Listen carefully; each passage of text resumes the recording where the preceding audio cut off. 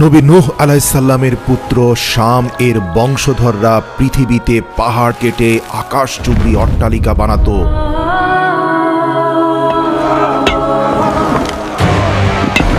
নিজেদের শক্তি, প্রযুক্তি আর সক্ষমতার অহংকারে অন্ধ এ জাতির সর্দারের বক্তব্য তুলে ধরে পবিত্র কোরআনে মহান আল্লাহ তাআলা বলেন, ওয়াকালু মান আশাদ্দু মিন্না কুওয়া, আমাদের যে শক্তিশালী আর কে আছে? আদ জাতির সর্দারের এ দাম্ভিক বক্তব্য শুনে রাষ্ট্রীয় এক অতিথি প্রতিবাদ করে বলেছিল, ভুলে যাবেন না, আপনাদের পূর্বপুরুষ নবী নূহ আলাইহিস সালামের দোয়ার বরকতেই আপনারা আল্লাহর নিয়ামত প্রাপ্ত হয়েছেন। আজ উঁচু উঁচু দালান কোঠা বানাচ্ছেন আর আল্লাহর তরফ থেকে শারীরিক সক্ষমতা ও মানসিক শক্তি পেয়েছেন। তাই অহংকারী না হয়ে আল্লাহর প্রতি কৃতজ্ঞ হওয়া উচিত। সমালোচনা সহ্য করতে না পারা অহংকারে অন্ধ আদ জাতির সেই সর্দার সাথে সাথে সেই রাষ্ট্রীয় অতিথিকে হাত পা বেঁধে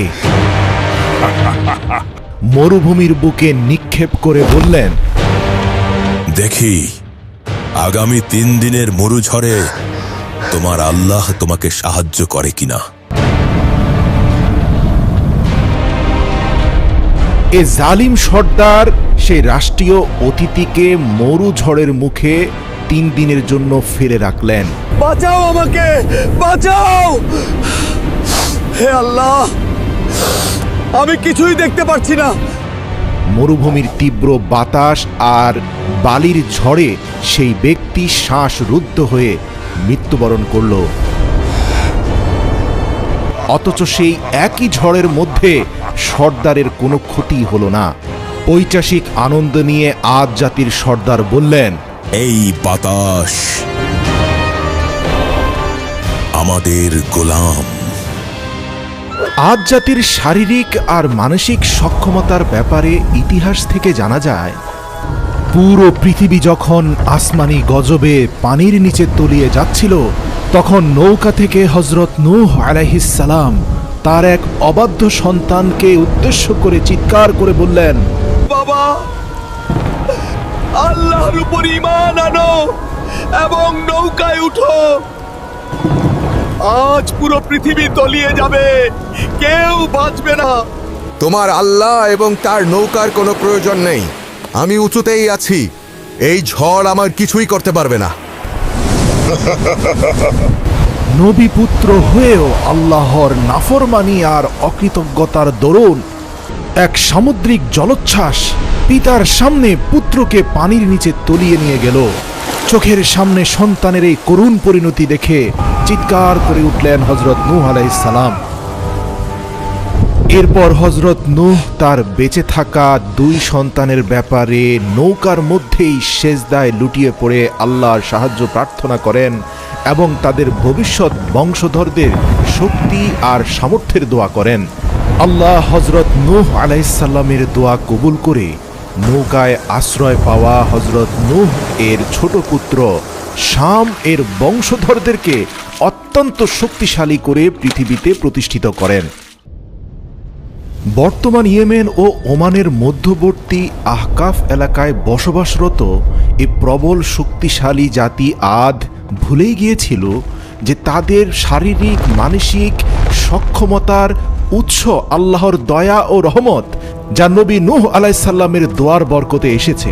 তাদের উপাসনা করা মিথ্যা মূর্তির দয়ায় নয়।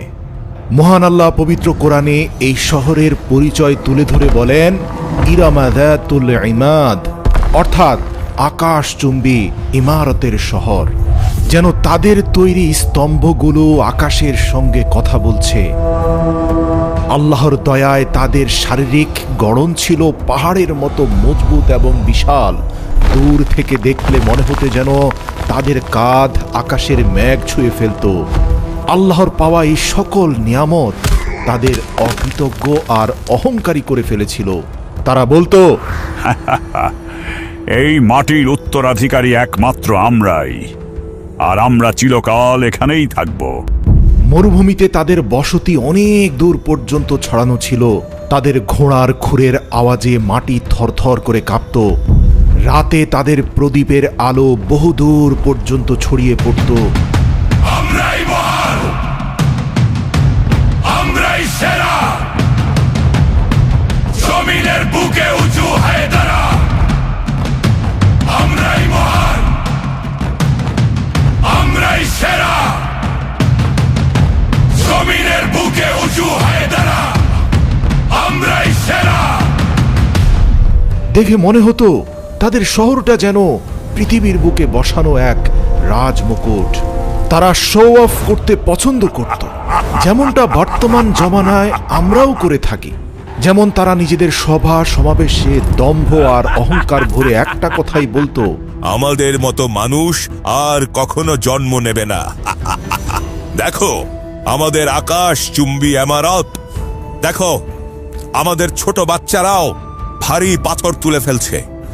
তাদের বয়োজ্যেষ্ঠরা গর্ব করে বলতো, বড় হয়ে আমাদের এই শিশুরা পাহাড়কেও হার মানাবে।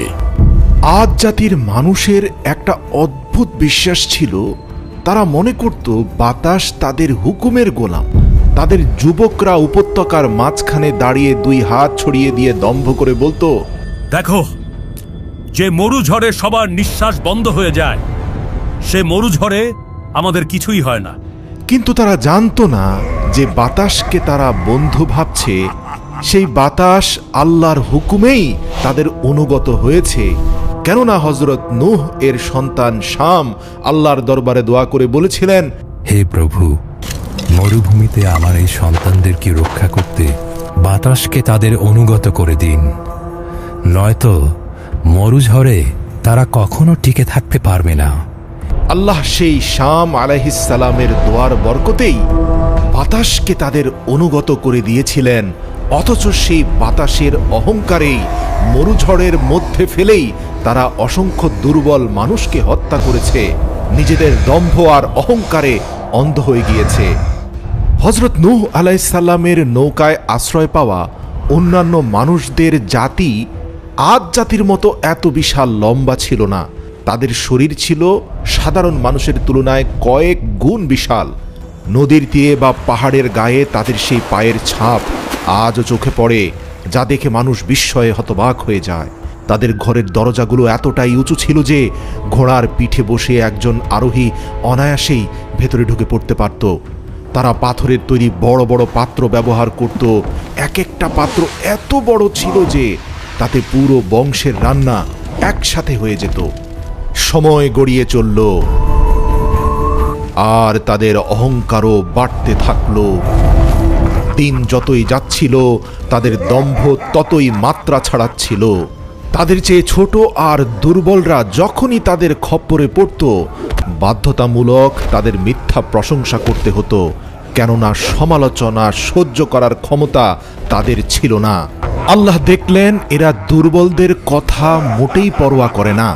অবশেষে তিনি তাদের মধ্য থেকে তাদের জাতিরই এক শক্তিশালী মানুষকে তার নবী হিসাবে নির্বাচিত করলেন, যার নাম হযরত হুদ আলাইহিসসালাম। নিজ জাতির বলিষ্ঠ এ ছেলেটি যখন যুবক বয়সে উপনীত হল, তখন তাদের বয়োজ্যেষ্ঠরা ধরেই নিলেন হুদ এক শক্তিশালী বীর হতে চলেছে, যে আমাদের পক্ষ হয়ে আরও বীরত্ব ছড়াবে, অন্যান্য রাজ্য দখলে সাহায্য করবে। কিন্তু সবাইকে অবাক করে দিয়ে হুদ আলাইহিসসালাম যুবক হয়ে ঘোষণা করলেন, হে আমার জাতি, তোমরা কেবল এক আল্লাহর ইবাদত করো, তিনি ছাড়া তোমাদের আর কোনো মাবুদ নেই। শক্তিশালী হুদের কথা শুনে বয়োজ্যেষ্ঠদের মাথায় বজ্রপাত হলো। বয়োজ্যেষ্ঠরা ক্ষেপে গিয়ে বলল, কি বলছো তুমি হুদ? যে বাপ দাদাদের ধর্ম পালন করে আমরা এত শক্তিশালী হয়েছি, সেই ধর্ম আমরা ত্যাগ করব? হযরত হুদ সাথে সাথে প্রতিবাদী হয়ে বললেন, তোমাদের এই মূর্তির কারণে তোমরা আল্লাহর সাহায্য প্রাপ্ত হওনি, বরং আমাদের পূর্বপুরুষ নবী নূহ আলাইহিসসালামের দোয়ার বরকতেই দয়াময় আল্লাহর তরফ থেকে তোমরা এই সকল দুনিয়াবী সাহায্য পেয়ে যাচ্ছ। আর আমি তার তরফ থেকে প্রেরিত হয়েছি তোমাদের সতর্ক করতে। হুদের বক্তব্য শুনে সেই হিংস্র সর্দার দাঁড়িয়ে বললেন, হুদ, তুমি কি জানো না আমাদের সক্ষমতার সাথে তাচ্ছিল্য করার কারণে এক বিদেশি রাষ্ট্রদূতের সাথে কি আচরণ হয়েছিল? সেও তোমার মতো এক আল্লাহকে শ্রেষ্ঠ বলেছিল, কিন্তু শেষ পর্যন্ত তাকে মৃত্যুবরণ করতে হয়েছে। হযরত হুদ আলাইহিসসালাম বললেন, হ্যাঁ, সেই ব্যক্তি জান্নাতের বাগানে রয়েছে। আল্লাহ তাকে মুক্তি দিয়েছেন আর তোমাকে বিপদগ্রস্ত করেছেন, কারণ তুমি হুদের মুখোমুখি হয়েছ। চেষ্টা করে দেখতে পারো, তুমি হুদকে পরাজিত করতে পারবে না। ক্ষিপ্ত সেই সর্দার হুদের উপরে ঝাঁপিয়ে পড়লেন। অথচ হযরত হুদ আলাইহিসসালাম লোকজন বুঝে ওঠার আগেই আদ জাতির সর্বশ্রেষ্ঠ বীর তাদের সর্দারকে কুপকাত করে ফেললেন। মূলত আল্লাহ তাআলা নবী হুদ আলাইহিসসালামকে আদ জাতির অহংকার এবং দম্ভ চূর্ণ করতে তাদের মধ্য থেকেই সবচেয়ে শক্তিশালী করে পাঠিয়েছিলেন, যাতে তিনি স্পষ্ট করে সবাইকে বুঝিয়ে দিতে পারেন এই শারীরিক সক্ষমতার মালিক এক এবং অদ্বিতীয় আল্লাহ। এবং হুদ আলাইহিসসালামের এই স্পষ্ট নিদর্শন দেখার পরেও যারা ঈমান আনবে না, তাদের পরিণতি হবে ভয়াবহ। হযরত হুদ আলাইহিসসালাম সেই সর্দারের বুকে পা রেখে প্রকাশ্যে বললেন, দেখো, রাষ্ট্রীয় নিয়ম অনুযায়ী যে সর্দারকে পরাজিত করে সেই সর্দার হয়, কিন্তু আমি কোনো রাষ্ট্র ক্ষমতা চাই না। আমি তোমাদের উপর এমন এক আযাবের ভয় করছি যার ভয়াবহতা তোমরা কল্পনাও করতে পারবে না। আমি চাই তোমরা সকল মূর্তি ভেঙে এক এবং অদ্বিতীয় আল্লাহর ইবাদতে মগ্ন হও, নিজেদের অহংকার এবং দাম্ভিকতা ত্যাগ করো। কিন্তু যাদের অন্তর অহংকারে ভরে গেছে, ভালো কথা যেন তাদের হৃদয়ে এমনভাবে ধাক্কা খায় যেমন পাথরের দেয়ালে পাথর ধাক্কা খায়। হুদ আলাইহিসসালাম হাল ছাড়লেন না। তিনি প্রতিদিন তাদের বাজারে, রাজপ্রাসাদে, ঘরে ঘরে গিয়ে সত্যের দাওয়াত পৌঁছে দিতে থাকলেন। তারাও হুদের সাথে বল প্রয়োগে পেরে না উঠে তাকে তাচ্ছিল্য আর পাগল সাব্যস্ত করতে লাগলো। হুদ, তাদের বয়োজ্যেষ্ঠরা বলতো, তোমার কথায় যদি সত্যি কোনো জোর থাকতো তবে তো আমাদের এই প্রাসাদগুলো কাঁপতে কাঁপতে ভেঙে পড়তো। কখনো কখনো বাচ্চারা হুদের গলার স্বর নকল করে তাকে ব্যঙ্গ করত। আবার অনেকেই রাস্তায় হযরত হুদ আলাইহিসসালামকে আসতে দেখলে অন্য রাস্তায় চলে যেত। একদিন হুদ আলাইহিসসালাম তাদের রাজসভায় উপস্থিত হলেন। সেখানে তাদের সর্দাররা সোনার সিংহাসনে বসেছিল। হুদ আলাইহিসসালাম তাদের বললেন, তোমরা স্পষ্ট বুঝতে পারছো আমি আল্লাহর তরফ থেকে তোমাদের জন্য সত্য বাণী নিয়ে উপস্থিত হয়েছি, আর তোমরা আল্লাহর স্পষ্ট নিদর্শন আমার মাঝে দেখতে পেয়েছ। এ পর্যন্ত কেউ আমাকে মুষ্টিযুদ্ধে পরাজিত করতে পারোনি। তোমরা কি বিশ্বাস করো আমি তোমাদের মাঝে সবচেয়ে শক্তিশালী? সর্দাররা সকলেই মাথা নেড়ে বলল, হ্যাঁ হুদ, আমরা বিশ্বাস করি আমাদের মূর্তির দয়ায় তুমি আমাদের মাঝে সবচেয়ে শক্তিশালী। হুদ আলাইহিসসালাম তাদের কথা শুনে প্রচণ্ড হতাশা নিয়ে বললেন, তোমরা আল্লাহর ইবাদত করো, তিনি ছাড়া তোমাদের কোনো মাবুদ নেই। তোমরা তো কেবল মিথ্যা উদ্ভাবন করছো। হুদ আলাইহিসসালাম তাদেরকে আরো বললেন, যদি বিশ্বাস করে থাকো আমি তোমাদের মাঝে সবচেয়ে শক্তিশালী, তবে আমি সেই শক্তির কসম করে বলছি, আমাদের সকলের শক্তির উৎস একমাত্র মহান আল্লাহ তাআলা। যদি তোমরা আমার বাণী শুনে জমিনের বুকে দম্ভ, অহংকার এবং জুলুম পরিত্যাগ না করো, তবে তিনি তোমাদের ধ্বংস করতে এক বিধ্বংসী বায়ু ঝড় প্রেরণ করবেন। আদ জাতির সর্দার এবং বুজুর্গরা অট্ট হাসি দিয়ে নবী হুদকে বলল, হুদ, যে বাতাস আমাদের অনুগত, আমাদের হাতের ইশারায় উঠবস করে, সে বাতাস দিয়ে তুমি আমাদের ধ্বংস করার ভয় দেখাচ্ছ। যদি সে আযাব আসেও আমরা আমাদের শক্তি দিয়ে তার রুখে দেব। তাদের এই কথা শুনে মহান আল্লাহ রব্বুল আলামিন তাদের উপত্যকায় এক অদ্ভুত দৃশ্য দেখালেন। রাতের আকাশে এক গভীর ও ভুতুড়ে গুঞ্জন শোনা যেতে লাগলো। শব্দটা মেঘের গর্জনের মতো ছিল না, আবার বিদ্যুতের চমকের মতো নয়। যারা উপত্যকায় দাঁড়িয়েছিল তাদের মনে হতে লাগলো দূর থেকে কেউ যেন অশরীরীভাবে তাদের ডাকছে। দু একজন ভয় পেলেও তাদের অধিকাংশ লোকেরা সেই শব্দ শুনে একে অপরকে বলল, আরে ভয়ের কিছু নেই, এ তো পাহাড়ের পাশ দিয়ে বাতাস প্রবাহের শব্দ। এ সবই আমাদের দেবতাদের রহমত। তখন হযরত হুদ আলাইহিসসালাম বললেন, এটা কোনো রহমতের ডাক নয়, এটা এক ভয়াবহ সতর্কবার্তা। দ্বিতীয় রাতে মাটি হালকা কেঁপে উঠল, কিন্তু সেই কম্পন দেখে অট্টহাসি দিয়ে আদ জাতি বলে উঠল, দেখো, মাটিও আমাদের শক্তি দেখে ভয় পায়। কিন্তু তারা জানত না এটাই ছিল মাটির শেষ প্রতিবাদ। অবশেষে আল্লাহর চূড়ান্ত ফায়সালা চলে এলো। সবার আগে তাদের গ্রাস করল এক ভয়াবহ খরা। পূর্ণাঙ্গ রূপে তাদের ধ্বংস করে দেওয়ার আগে শেষ সুযোগ হিসাবে তাদের জাতির উপর আল্লাহ তাআলা টানা ৩ বছর আকাশ থেকে কোনো বৃষ্টি বর্ষণ করেননি। নদী নালা সব শুকিয়ে গেল, কুয়াগুলো একদম পানি শূন্য হয়ে গেল, মাটি ফেটে পাথরের মতো শক্ত হয়ে গেল। মানুষ হাহাকার নিয়ে আকাশের দিকে তাকিয়ে থাকত, কবে বৃষ্টি আসবে, কিন্তু আকাশ কোনো উত্তর দিচ্ছে না। এ যেন এক ভয়ঙ্কর নীরবতা। একদিন সেই অহংকারী সর্দারকে তৃষ্ণার্ত অবস্থায় দেখে হুদ আলাইহিসসালাম বললেন, মনে আছে মরুভূমির তৃষ্ণার্ত নিষ্পাপ মানুষদের কথা? আরে এ তো সামান্য সমস্যা, আমরা হলাম শক্তিশালী মানুষ।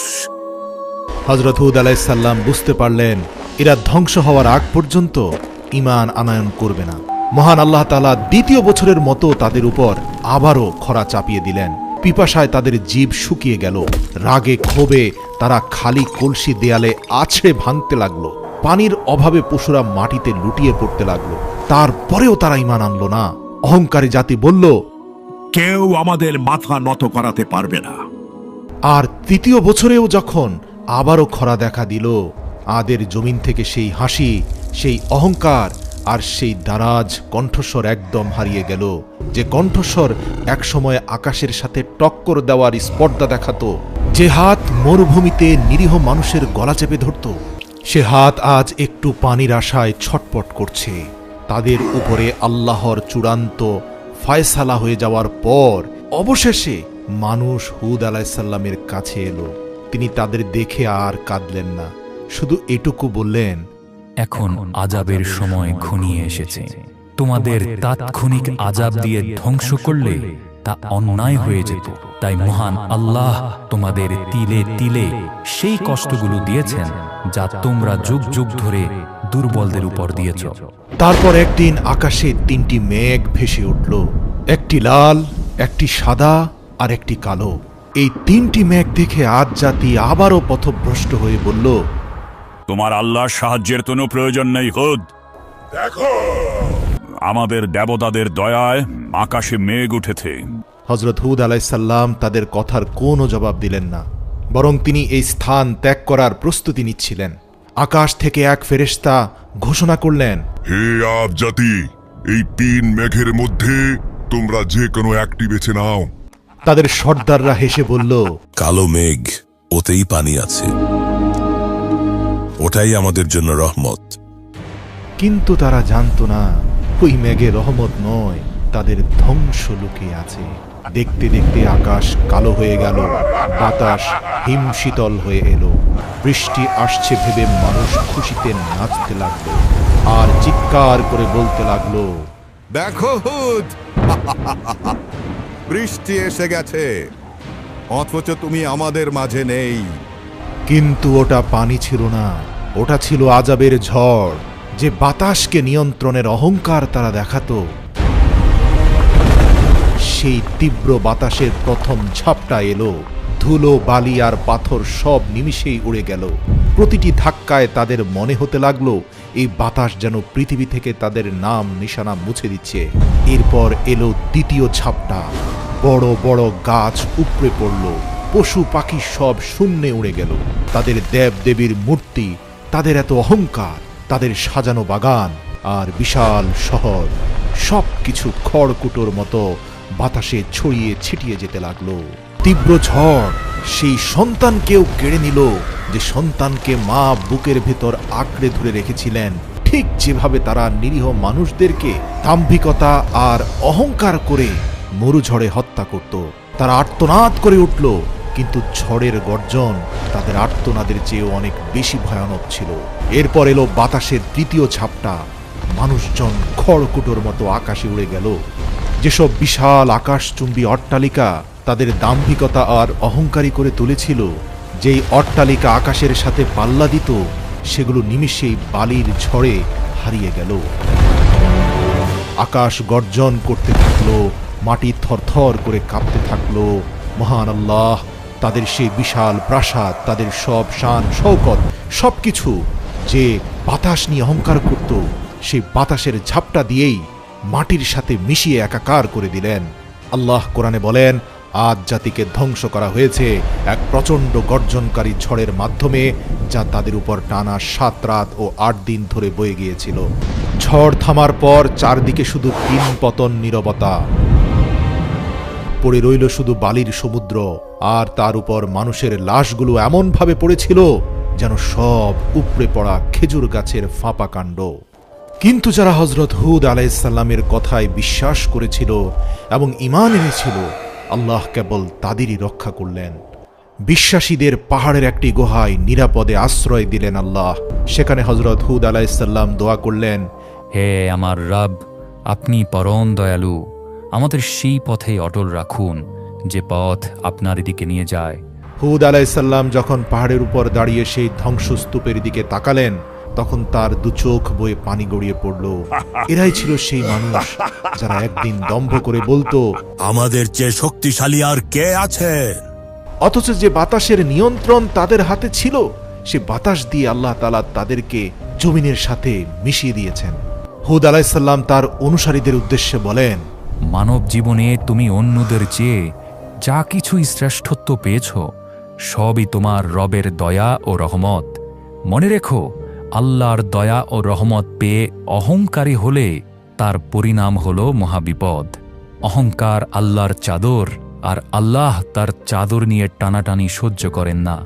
আজও আহকাফের তপ্ত বালির নিচে সেই শহর ইরাম চাপা পড়ে আছে, যা কালের সাক্ষী দিচ্ছে, মানুষকে স্পষ্টভাবে বলছে, এ দুনিয়ার জীবনে তুমি অন্যদের থেকে যে বাড়তি শক্তি পেয়েছ, অতিরিক্ত সম্পদ পেয়েছ, যা তোমার জীবনকে জাঁকজমক করে দিয়েছে, তা প্রদর্শন করে বেরিও না।